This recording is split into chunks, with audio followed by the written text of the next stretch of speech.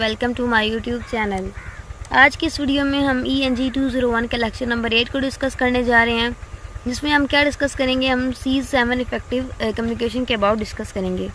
और इसकी आउटलाइन हमें यहाँ पे लेक्चर में दी गई है कि इन टॉपिक्स पे इस लेक्चर में डिस्कस किया जाएगा। कंप्लीटनेस और उसके आगे फर्दर जो हैं कुछ टॉपिक्स दिए गए हैं, इसी तरह क्रेडिबिलिटी एंड कंसाइजनेस के दिए गए हैं। तो जल्दी से इनको देख लेते हैं। यहाँ पे उन्होंने 7 C's इफेक्टिव कम्युनिकेशन बताए हैं कि कौन से हैं। इनमें से कुछ हमने प्रीवियस लेक्चर में डिस्कस भी किए थे थोड़े बहुत, लेकिन यहाँ पे हम प्रॉपर इनको डिस्कस कर लेंगे। और ये कौन कौन से हैं? सबसे पहले हमारे पास है कंप्लीटनेस, सेकंड है कंसाइजनेस, थर्ड वन है consideration, next concreteness, clarity, courtesy and last one है करेक्टनेस। तो यहाँ पे सबसे पहले जो हमारे पास है वो देख लेते हैं कंप्लीटनेस। कंप्लीटनेस क्या होता है?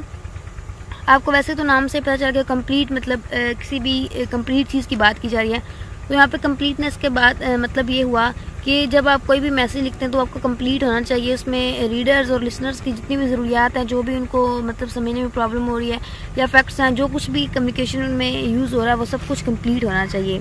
और इसमें ये कि सेंडर्स और रिसीवर्स दोनों को कोई प्रॉब्लम नहीं होनी चाहिए। एवरीथिंग जो है वो कंप्लीट होनी चाहिए। और जब सब कुछ कंप्लीट होगा तो उससे क्या होगा कि आपकी कम्युनिकेशन जो है या आप जो भी मैसेज डिलीवर करें वो कंप्लीट होगा।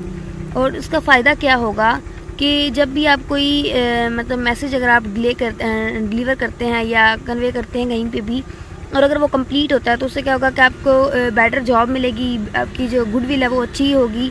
इसी तरह अगर आपका कोई इनकॉन्सिक्वेंशनल है तो उसका भी काफ़ी अच्छा इफेक्ट पड़ेगा। और आपकी जो इन्फॉर्मेशन है या जो भी आप कन्वे कर रहे हैं वो कंप्लीट और इफेक्टिव शो करेगी।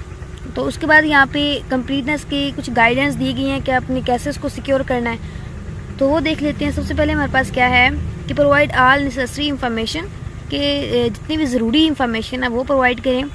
सेकंड है कि आंसर करें ऑल क्वेश्चन आस्क्ड, कि जो क्वेश्चन पूछे जा रहे हैं उन तमाम क्वेश्चन का आंसर करें। उसके बाद है कि give something extra only when desired, कि जब ज़रूरत पड़े तो एक्स्ट्रा कुछ ना कुछ एक्स्ट्रा दें, मतलब लाइक कुछ एक्स्ट्रा चीज़ मतलब वहाँ पे इंफॉर्मेशन दे दें या कुछ ना कुछ एक्स्ट्रा दे दें जो ज़्यादा इफेक्टिव वहाँ पे इफ़ेक्ट कर सके। तो पहला क्या वे था कि सबसे पहले आपने क्या करना है, ज़रूरी इंफॉर्मेशन देनी है, जो नेसेसरी इंफॉर्मेशन है वो देनी है, तमाम क्वेश्चंस के आंसर देने हैं, और लास्ट पे क्या है कि आपने कुछ एक्स्ट्रा इंफॉर्मेशन या कुछ ना कुछ एक्स्ट्रा दे देना है वहाँ पे। तो अब यहाँ पे सबसे पहले उन्होंने ए में हमें क्या दिया है कि प्रोवाइड ऑल नेसेसरी इंफॉर्मेशन। तो यहाँ पे इसका मैं आप लोगों को बता देती हूँ कि इसमें उन्होंने क्या कहा हुआ है। इसमें आपने जैसे कि यहाँ पे कुछ उन्होंने वर्ड्स दिए हुए हैं W's के, जैसे कि कोई भी क्वेश्चन अगर आप लोग पूछते हैं तो उसमें हम कौन से वर्ड्स यूज़ करते हैं, what, who, when, where, why. तो इसमें क्या है कि आप इंफॉर्मेशन दे रहे हैं, आप वहाँ पे बता रहे हैं कि मतलब जितना जो भी माइंड में क्वेश्चन आएगा उसके अबाउट आप पहले से बता रहे हैं कि ये चीज़ें, और इन्फॉर्मेशन के तौर पर आप तमाम ज़रूरी इंफॉर्मेशन जिसमें क्वेश्चन पूछा जा सकता है वो सारी आप वहाँ पे इंफॉर्मेशन दे रहे हैं।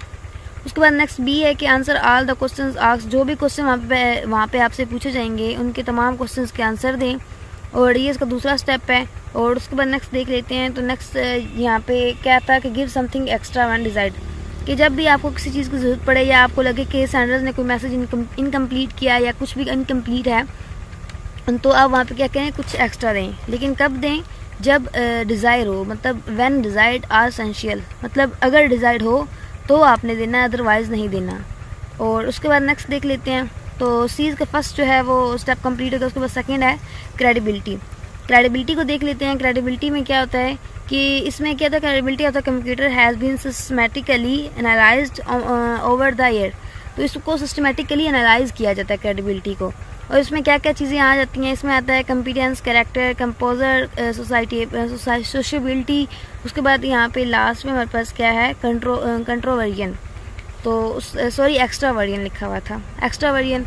और इस तरह इसके बाद ये हमारे पास क्या आ गया, क्रेडिबिलिटी आ गया, मतलब 2 पॉइंट्स हमारे हो गए। उसके बाद उन्होंने यहाँ पे एग्जाम्पल भी दी हुई है कि इनकम्प्लीट क्वेश्चन कौन सा होता है। इनकम्प्लीट के 2 क्वेश्चन दिए हुए हैं, वो भी आप लोग देख लीजिएगा। और उसके बाद थर्ड हमारे पास सीज आ गया, वो हमारे पास क्या है, कंसाइजनेस। कंसाइजनेस क्या होता है? इसमें आपको आपने जो भी इंफॉर्मेशन देनी है या जो भी मैसेज देना है या जो भी डाटा वहाँ पे प्रोवाइड करना है वो आपका शॉर्ट होगा और टू द पॉइंट होगा। और उसमें क्या होगा कि आपका टाइम जो है वो सेव होगा, और आपका एक्सपेंसिव और ये चीज़ें आपकी सेम होंगी, और सेंडर और रिसीवर के दोनों की तरफ से। तो इसमें क्या होगा कि आप जो मैसेज है वो उसका एम्फोसाइज जो इंक्रीज़ होती है और it shows respect for the recipient, को जो रेसिपिएंट होता है उसकी नज़र में इसकी रिस्पेक्ट होती है और जो अननेसेसरी इंफॉर्मेशन है वो वहाँ पे नहीं दी जाती, सिर्फ टू द पॉइंट और मेन इंफॉर्मेशन, नेसेसरी इंफॉर्मेशन दी जाती है, अननेसेसरी इंफॉर्मेशन नहीं दी जाती। और इससे क्या होता है, टाइम भी बच जाता है, एक्सपेंस भी बच जाता है। और ये किस चीज़ में आती है, ये कंसाइजनेस में आती है। तो ये भी आप लोगों ने इसकी डेफिनेशन याद रखनी है। और उसके बाद इसको अचीव करने के लिए यहाँ पे उन्होंने कुछ पॉइंट्स भी बताए हैं। अब पॉइंट्स क्या हैं कि eliminate Verde expressions, Verde expressions को एलिमिनेट किया करें। उसके बाद कह रहे हैं कि इंक्लूड ओनली रेलिवेंट मटेरियल, ये सिर्फ जो रेलिवेंट मिलता जुलता मटेरियल है वही इंक्लूड करें, इररेलिवेंट डाटा या मटेरियल वहाँ पे इंक्लूड ना करें। उसके बाद है कि अवॉइड अननेसेसरी रिपीटिशन, कि अगर गैर ज़रूरी रिपीटिशन किसी चीज़ को बार बार अगर ज़रूरत नहीं पड़ रही तो बार बार उसको रिपीट ना करें, रिवाइज़ ना करें और इस चीज़ को अवॉइड करें कि अगर आप बार बार अननेसेसरी रिपीटिशन कर रहे हैं तो उसको अवॉइड करें। और उसके बाद यहाँ पे वर्डी के उन्होंने और कंसाइज के दोनों कुछ वर्ड्स दिए हुए हैं, ये आप लोगों ने याद रखना है कि वर्डी कौन सा है, कंसाइज कौन सा है, ये बहुत ज़्यादा इंपॉर्टेंट है, एमसीक्यूज़ के लिहाज से आ सकते हैं, इसलिए मैंने यहाँ पे इनको हाईलाइट कर दिया रेड कलर में। तो आप लोग इसको लाजमी तौर पर देख लीजिएगा। और उसके बाद ना यहाँ पे नेक्स्ट देख लेते हैं। तो नेक्स्ट हमारे पास क्या है, नेक्स्ट हमारे पास है कि रेलिवेंस ऑफ द मटेरियल, कि रेलिवेंट मटेरियल दें, इररेलिवेंट डाटा वहाँ पे प्रोवाइड नहीं करना। जैसा कि कोई भी आप अगर आपके पास इररेलिवेंट वर्ड्स या सेंटेंसेस आ रहे हैं तो उनको डिलीट कर दें। इसी तरह इंफॉर्मेशन अगर इस तरह की आ रही है तो उसको ओमिट कर दें, या फिर इसमें सिर्फ मैसेज का पर्पस जो है वो इंक्लूड करें। और लॉन्ग इंट्रोडक्शन या अननेसेसरी एक्सप्लेनेशन वगैरह आ रही है तो उसको भी आप क्या करें, अवॉइड कर दें। तो मतलब क्या इसमें हुआ कि आपने मटेरियल जो है वो टू द पॉइंट लिखना है, रेलिवेंट लिखना है, इररेलिवेंट डाटा उसमें नहीं डालना। और उसके बाद लास्ट हमारे पास क्या था कि अवॉइडेंस ऑफ अननेसेसरी रिपीटिशन, कि जो अननेसेसरी रिपीटिशन है उससे अवॉइड करें, कि अगर ज़रूरत नहीं पड़ रही और आप बार बार एक ही चीज़ को रिपीट कर रहे हैं तो उसको रिपीट ना करें और अननेसेसरी रिपीटिशन से अवॉइड करें। और उसके बाद यहाँ पे जैसा कि इन्होंने देखिए यूज़ किया हुआ है कि use initial instead of repeating long names, जैसा कि PIA है हमारे पास, इसको बार बार कंप्लीट ना लिखें कि पाकिस्तान इंटरनेशनल एयरलाइन। हाँ, स्टार्ट में एक बार आप लिख सकते हैं, लेकिन बार बार पूरे पैराग्राफ में बार बार अगर आप लिखते हैं Pakistan international airlines, Pakistan international airline, तो वो एक अच्छा इफेक्ट नहीं पड़ता।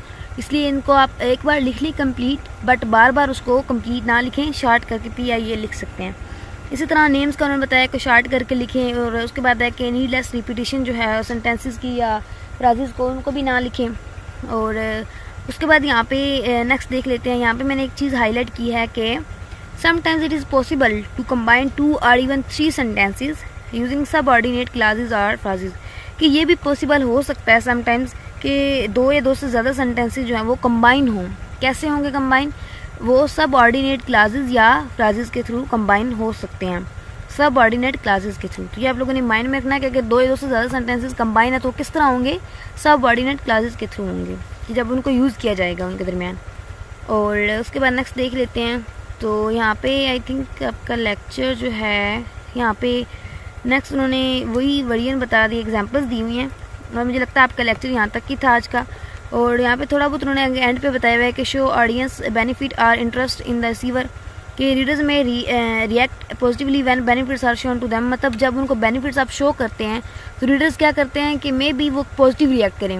When ever possible and true show your receivers will benefit. अब वो बेनिफिट की बात कर रही हैं कि अपनी ऑडियंस को आप बेनिफिट शो करवाएं और इंटरेस्ट शो करवाएं ताकि उनका एक इंटरेस्ट डेवलप हो और पॉजिटिव रिस्पॉन्स आपको मिले। तो यहाँ पे उन्होंने एक पॉइंट आपको दिया हुआ है।